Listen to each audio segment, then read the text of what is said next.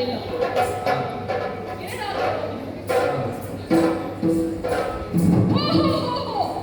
ಇದು ಕೇಸರಿಯ ಪದ ಚಿಹ್ನೆ.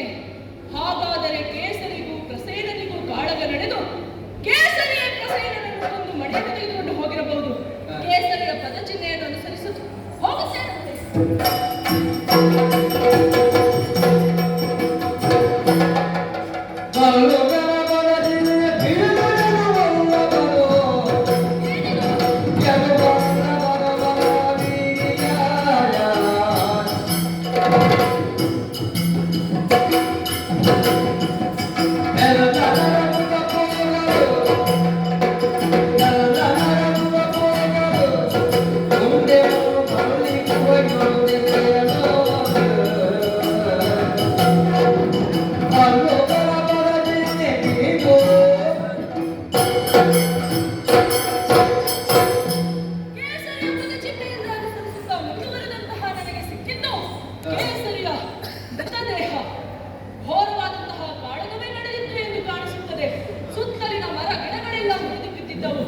ಪಕ್ಕದಲ್ಲೇ ಭಲ್ಲುಕನ ಪದಚಿಹ್ನೆ ಕಾಣಿಸಿತ್ತು.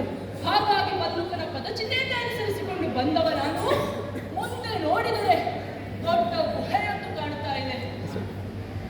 ಏನಿದೆ ಎಂದು ತಿಳಿದುಕೊಳ್ಳಬೇಕು. ತಡ ಮಾಡದೆ ಯಾದವರ ಮೇಲೆ ನಿಲ್ಲಿಸಿ ಗುಹ ಪ್ರವೇಶ ಮಾಡುತ್ತೇನೆ.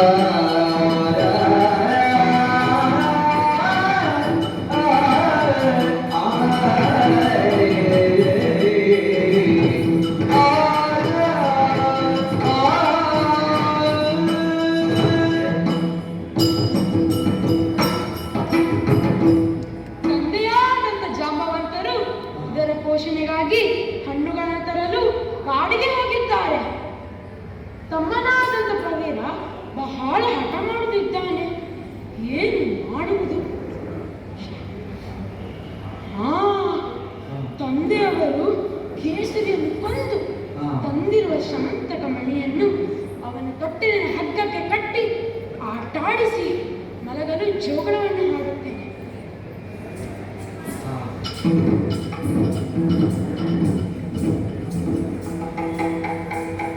ಗೃಹಪ್ರವೇಶ ಮಾಡದವನಿದ್ದೇನೆ. ಏನು ಆಶ್ಚರ್ಯ!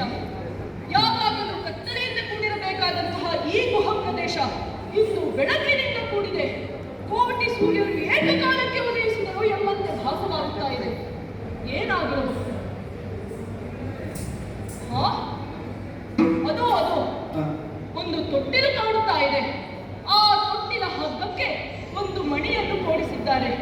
ಅಣ್ಣ ಹೇಳಿದ ಶಮಂತಕ ಮಣಿ ಇದು ಇರಬಹುದೇ? ತೊಟ್ಟಿಲ ಒಳಗೊಂದು ಬಾಲಮಣಿ, ತೊಟ್ಟಿಲನ್ನು ತೂಗುತ್ತಾ ಇರುವಂತಹ ಕನ್ಯಾಮಣಿ. ಆಹಾ, ಇವಳ ಸೌಂದರ್ಯವೇ!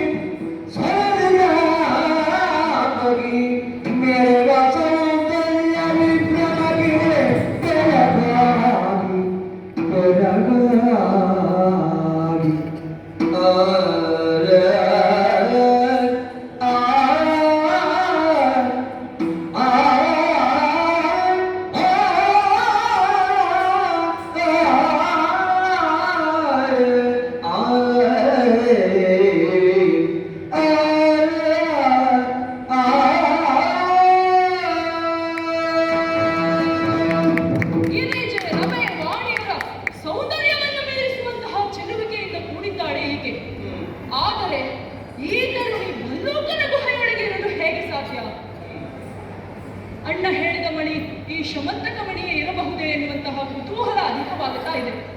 ಆಕೆ ಏನನ್ನೋ ಹೇಳುತ್ತಾ ಇದ್ದಾಳೆ. ಒಂದು ಕೆಲಸ ಮಾಡುತ್ತೇನೆ, ಇಲ್ಲಿಯ ಶಿಲೆಯ ಮರೆಯಲ್ಲಿ ಅವಿತು ಆಕೆ ಏನು ಹೇಳುತ್ತಿದ್ದಾಳೆ ಎನ್ನುವುದನ್ನು ಕೇಳಿಸಿಕೊಳ್ಳುತ್ತೇನಂತೆ.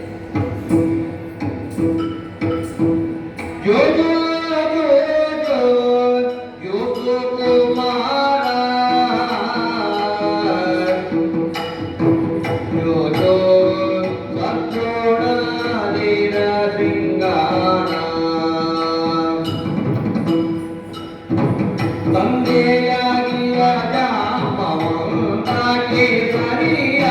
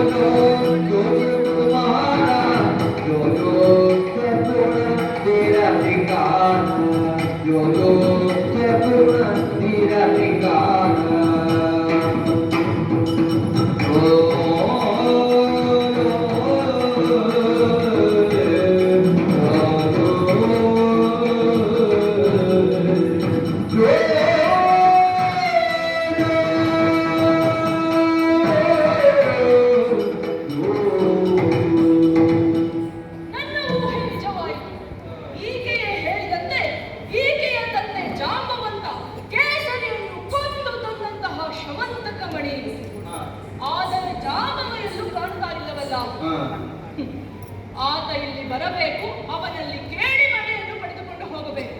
ಸುಮ್ಮನೆ ಕರೆದರೆ ಬರ್ತಾನೆ? ಖಂಡಿತ ಇಲ್ಲ. ಹಾ, ನನ್ನ ಕರದಲ್ಲಿರುವ ಪಾಂಚಜನ್ಯವನ್ನು ಒಳಗಿಸುತ್ತೇನಂತೆ.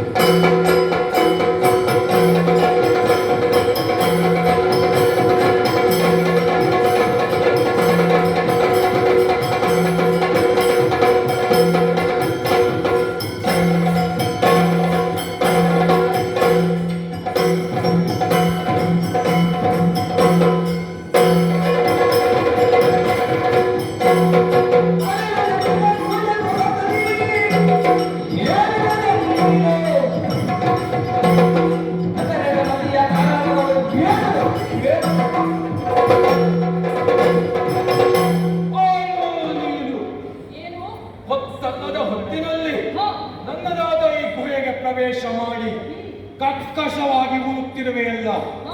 ಸರ್ವಾತ್ಮನಾದ, ಸರ್ವಶಕ್ತನಾದ, ಸರ್ವ ಸ್ವತಂತ್ರನಾದ ನನ್ನ ಆರಾಧ್ಯ ಮಾತ್ರ ನನ್ನ ಗುಹೆಗೆ ಪ್ರವೇಶ ಮಾಡಬಹುದು. ಅದು ಬಿಟ್ಟು ಬೇರೆ ಯಾವ ಶಕ್ತಿಗೂ ನನ್ನ ಗುಹೆಗೆ ಪ್ರವೇಶವಿಲ್ಲ. ಇದಕ್ಕೆ ಹೆದರಿದ ನನ್ನ ಮಗಳಾದ ಜಾಂಬವತಿಯನ್ನ ಸಮಾಧಾನ ಪಡಿಸಿ ಬಂದು ನಿಂತು ನೋಡಿದರೆ ಓರ್ವ ಮಾನವ ಪಿಲ್ಲೆ ನಿನ್ನಲ್ಲೇ ಕೇಳ್ತಾ ಇರುವಂತದ್ದು, ಯಾಕೆ ಹೀಗೆ ಮಾಡಿದೆ, ಏನು ಉದ್ದೇಶ, ಯಾರು ನೀನು, ಎಲ್ಲವನ್ನ ಹೇಳು.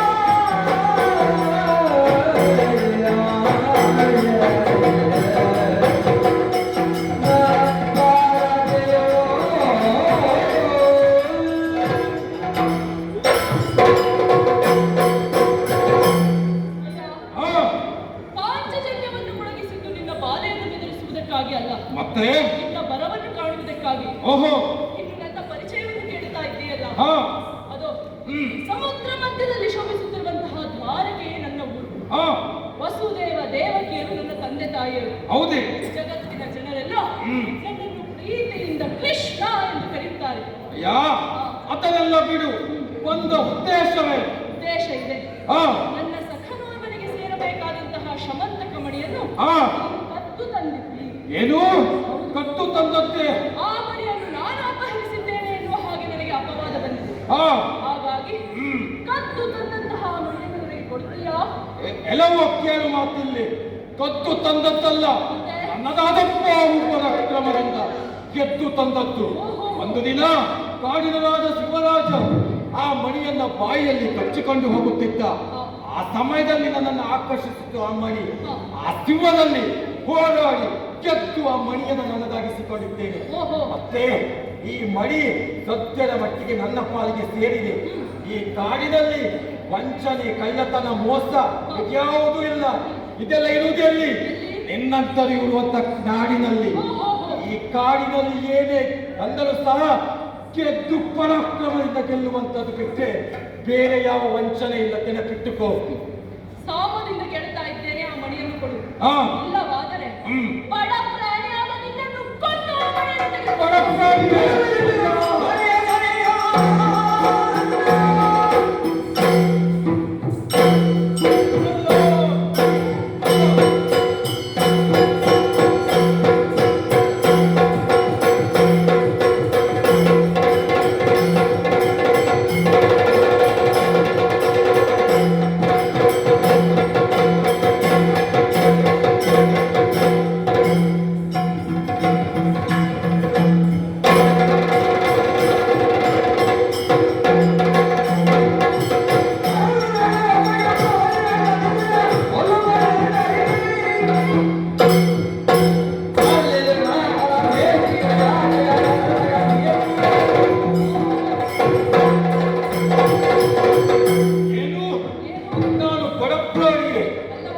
ನನ್ನ ಜೀವನ ವೃತ್ತಾಂತ ನಿನಗೆ ತಿಳಿದಿಲ್ಲ ಎನ್ನುವುದಕ್ಕೆ ಭಾವಿಸಿಕೊಳ್ತೇನೆ.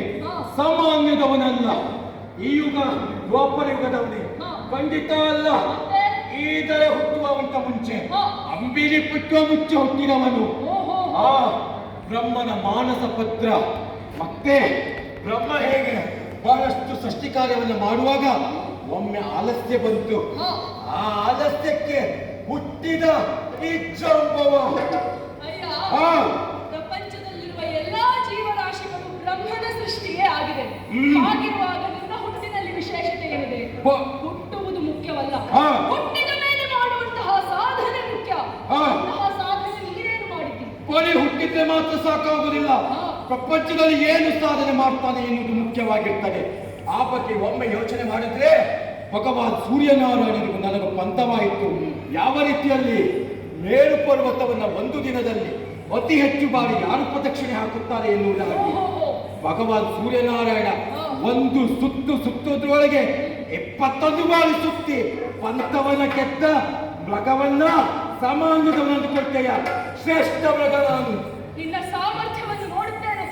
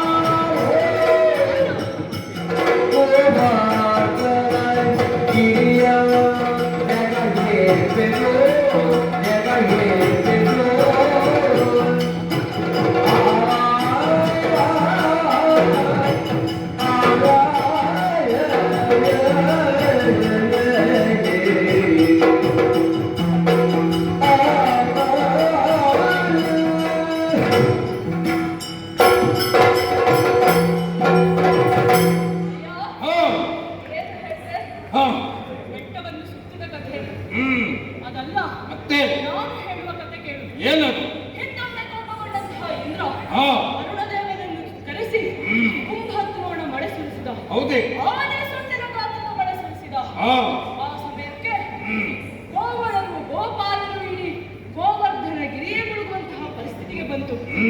ಏನು ಮಾಡುವುದು? ಹಾ ನನ್ನ ಕಿರು ಬೆರಳಿನಿಂದ ಗೋವರ್ಧನಗಿರಿಯನ್ನು ಎತ್ತಿ ಗೋವರ್ಧನ ಗಿರಿಧರ ಎನ್ನುವಂತಹ ಬಿರುದನ್ನು ಪಡೆದವನು ನಾನು.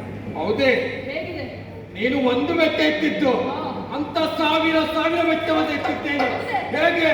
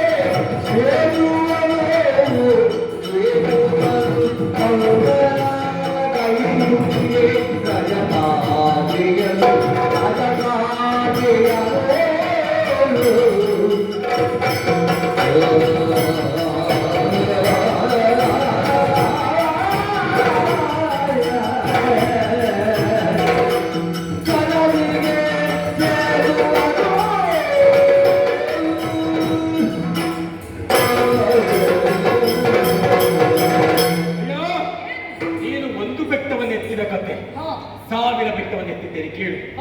ಅಂದು ಪ್ರಭು ಶ್ರೀರಾಮದೇವರಿಗೆ ಸೀತಾನ್ವೇಷಣೆ ಮಾಡುವಂತಹ ಸಂದರ್ಭ ಒದಗಿತ್ತು.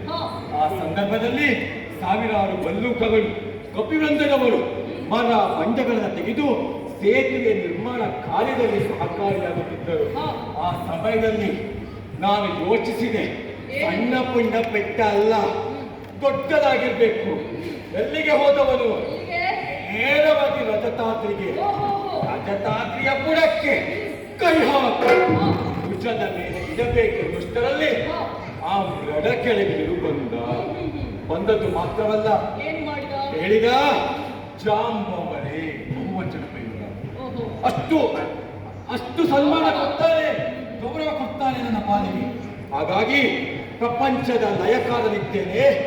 ಈ ರಜತಾದ್ರಿಯಲ್ಲಿ ಎತ್ತಿದ್ದೆ ಹೋದಾದಲ್ಲಿ ಅಸಮತೋಲನ ಆಗ್ತದೆ. ಆ ನಿಟ್ಟಿನಲ್ಲಿ ಆತನ ಸತ್ಯವನ್ನ ಸಾಧಿಸಿ ಆ ರಜತಾದ್ರಿಯನ್ನ ಅಲ್ಲಿ ಸ್ವಲ್ಪ ಆಚೀಚಾಗಿರ್ಬೋದು, ಲೆಕ್ಕಕ್ಕಿಲ್ಲ. ಹಾಗಾಗಿ ಅಂತಹ ಮಹತ್ಕಾರ್ಯ ಅಷ್ಟು ಮಾತ್ರವೇ ಸಾವಿರಾರು ಬೆಟ್ಟಗಳನ್ನ ಭುಜದಲ್ಲಿ ಕಂಕುಳಲ್ಲಿ ತೊಟ್ಟುತ್ತಾ ಮೆಟ್ಟುತ್ತಾ ತಂದು ಸೇತುವೆ ನಿರ್ಮಾಣ ಕಾರ್ಯದಲ್ಲಿ ಹಾಕಿದವನು ನಾನು. ಒಮ್ಮೆ ಅದನ್ನು ನೋಡಿದಾಗ ಶ್ರೀರಾಮ ದೇವರಿಗೆ ಅದೆಷ್ಟು ಸಂತೋಷವಾಯಿತು. ನನ್ನನ್ನ ಮೈಯೆಲ್ಲ ರೋಮಾಂಚನ ಆಗ್ತದೆ, ಕೂದಲುಗಳೆಲ್ಲ ನವಿರಿ ಆಗ್ತಾ ಇದೆ, ಕರಣಿಯನ್ನ ಕಾಣಿಸುವುದಿಲ್ಲ. ಆದ್ರೂ ಹೇಳ್ತಾ ಇದ್ದೇನೆ ಗೊತ್ತಾಗಲಿ ಅಂತ. ಅಂತಹ ಮಹತ್ಕಾರ್ಯವನ್ನ ಮಾಡಿದ ನನ್ನನ್ನು ಸಾಮಾನ್ಯದವರು ಅಂದುಕೊಳ್ಬೇಡ. ಬಂದದ್ದು ಮಣಿಗಾಗಿ ಅಲ್ಲ, ಕೊಡುವುದಿಲ್ಲ ಮಣಿ ಅಂತ. ಮಲ್ಲುಕ, ಆ ಈ ಎಲ್ಲಾ ಬೆಟ್ಟ ಗುಡ್ಡಗಳು ಇರುವುದು ಎಲ್ಲಿ? ಎಲ್ಲಿ? ಭೂಮಿಯ ಮೇಲೆ. ಆ ಅಂತಹ ಭೂದೇವಿಯಲ್ಲಿ ಹೊತ್ತುಕೊಂಡು ಹೋಗುತ್ತಾ ಇದ್ದಂತಹ ಆ. ಹಿರಣ್ಯಾಕ್ಷನನ್ನು ಕೊಂದ ಆ. ವರಾಹ ಸ್ವರೂಪಿ ನಾನು ಬಲ್ಲೆಯ? ಆ ಹಿರಣ್ಯಾಕ್ಷನನ್ನ ಕೊಂದ ವರಾಹ ಸ್ವಾಮಿಯಲ್ಲಿ ಸಾಮಾನ್ಯನಾದ ಮನುಜ ಪಿಳ್ಳೆ ನೀನೆಲ್ಲಿ? ನನ್ನ ಯೋಗ್ಯತೆ ಏನು ಎಂದು ತೋರಿಸುತ್ತೇನೆ. ಬಾ ಮುಂದೆ.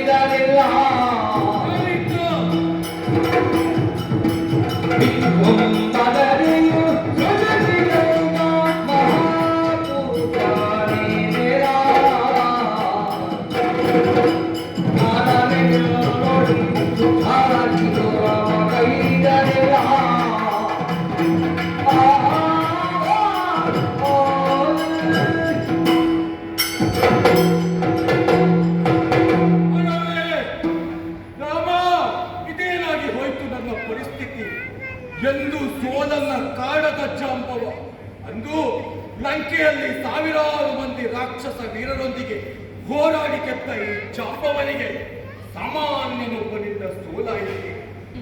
ಮಣ್ಣಿನ ರುಚಿ ಏನೆಂಬುದನ್ನು ತಿಳಿಯದ ನನಗೆ ಇಂದು ಮುಖವೆಲ್ಲ ಮಣ್ಣು ಮೆತ್ತಿತಲ್ಲ.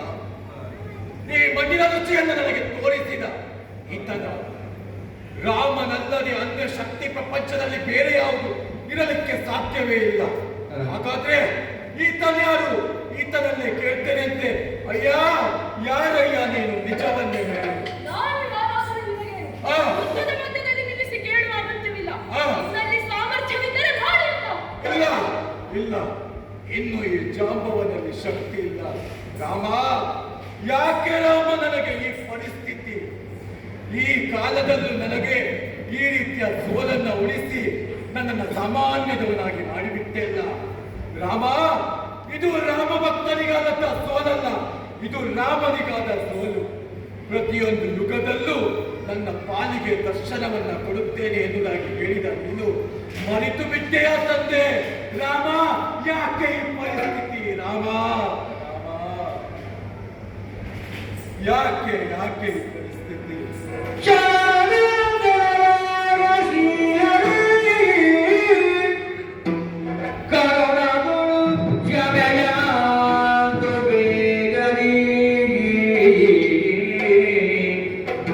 Jai Shri Ram Shri Ram Bhagavane Viratari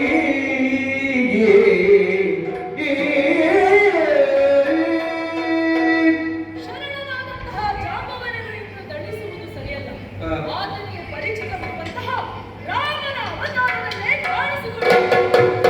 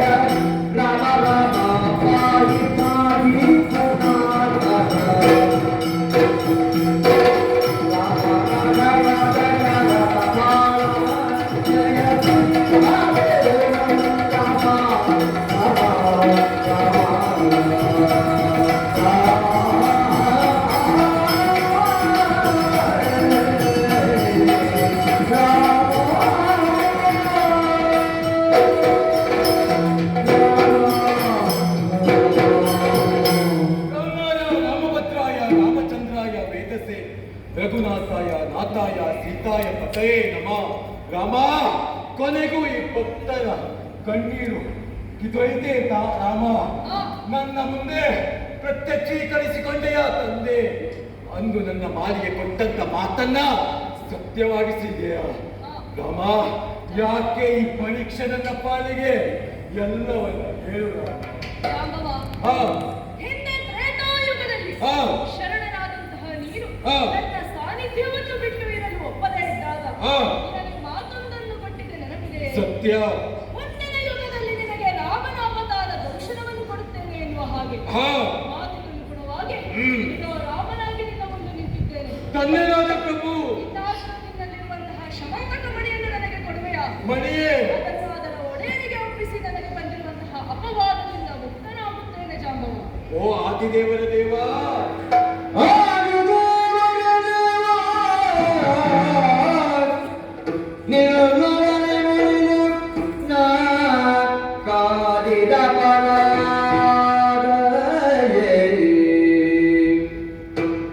ಪರಿಹಾರಕ್ಕೆ ಎನ್ನಯ ಸುತೆಯ ಮೋದದ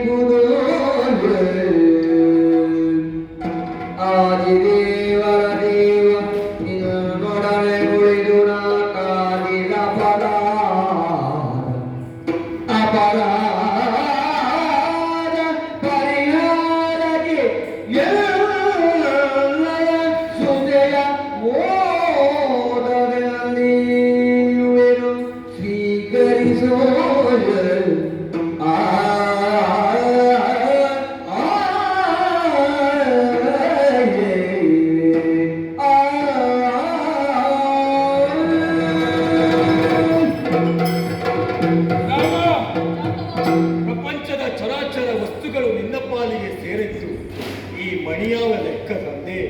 ಈ ಮಣಿಯನ್ನ ನಿನ್ನ ಪಾಲಿಗೆ ಅರ್ಪಿಸ್ತಾ ಇದ್ದೇನೆ. ಅದರೊಂದಿಗೆ ಈಕೆ ನನ್ನ ಮಗಳು ಜಾಂಬವತಿ. ಕಾಡಿನಲ್ಲಿ ಸಿಕ್ಕ ಕೂಸು, ಸಾಕಿದೆ ಸಲಹಿಗೆ ದೊಡ್ಡವಳನ್ನಾಗಿ ಮಾಡಿದೆ. ಇನ್ನು ನನ್ನಲ್ಲಿ ಯಾವ ಚೈತನ್ಯವಿಲ್ಲ ಮುಂದೆ ಸಾಕುವಂಥದ್ದು. ಹಾಗಾಗಿ ಈಕೆಯ ಜವಾಬ್ದಾರಿಯನ್ನ ನಿನಗೆ ಕಲ್ಯಾಣ ಮಾಡಿ ಕೊಡುವ ಮೂಲಕ ಒಪ್ಪಿಸ್ತಾ ಇದ್ದೇನೆ. ಸ್ವೀಕರಿಸು ತಂದೆ, ಸ್ವೀಕರಿಸು. ಜಾಂಬವ, ಹಾ, ರಾಮಾವತಾರದಲ್ಲಿ ಇದು ಸಾಧ್ಯವಿಲ್ಲ. ಕೃಷ್ಣನಾಗಿ ಬರುತ್ತೆ.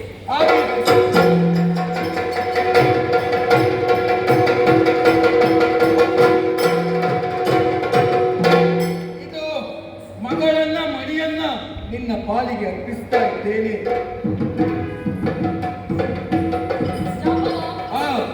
ಶಮಂತಕ ಮಣಿಯ ಜೊತೆಗೆ ಕನ್ಯಾಮಣಿಯನ್ನು ಕೊಟ್ಟಿದ್ದೀಯಾ? ಇದೋ ಸ್ವೀಕರಿಸಿದ್ದೇನೆ. ತಂದೆ, ಇನ್ನು ಲೌಕಿಕ ಪ್ರಪಂಚದಲ್ಲಿ ನನಗೆ ಏನು ಬೇಡ.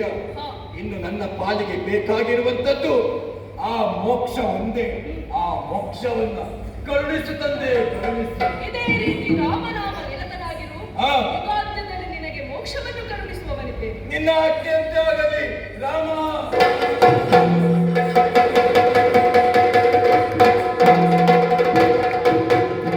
ನನಗೆ ಬಂದಂತಹ ಅಪವಾದದಿಂದ ಮುಕ್ತನಾಗಬೇಕಾದರೆ ಜಾಂಬವತಿಯ ಕೈ ಹಿಡಿಯಬೇಕಾಯಿತು. ಇದಕ್ಕೆಲ್ಲ ಕಾರಣ ಚೌತಿಯ ಚಂದ್ರಮನೆ ಆಗಿರುತ್ತಾನೆ. ಮುಂದೆ ಜನರು ಚೌತಿಯ ಚಂದ್ರನನ್ನು ನೋಡಿ ಅಪವಾದಕ್ಕೆ ಗುರಿಯಾದರೆ ಶಮಂತಕೋಪಖ್ಯಾನ ಎನ್ನುವಂತಹ ಈ ಕಥಾಭಾಗವನ್ನು ವೀಕ್ಷಿಸಿ ಅಪವಾದದಿಂದ ಮುಕ್ತರಾಗಬಹುದು ಎಂದು ಹೇಳುತ್ತಾ ಈ ಪುಣ್ಯ ಕಥಾಭಾಗಕ್ಕೆ ಮಂಗಳವನ್ನು ಹಾಡುವರು. ಸಭ್ಯ ಸಭಿಕರನ್ನು ಭಾಗವತರನ್ನು ಅಪ್ಪಡೆಯನ್ನು ಕೇಳುತ್ತಾರೆ.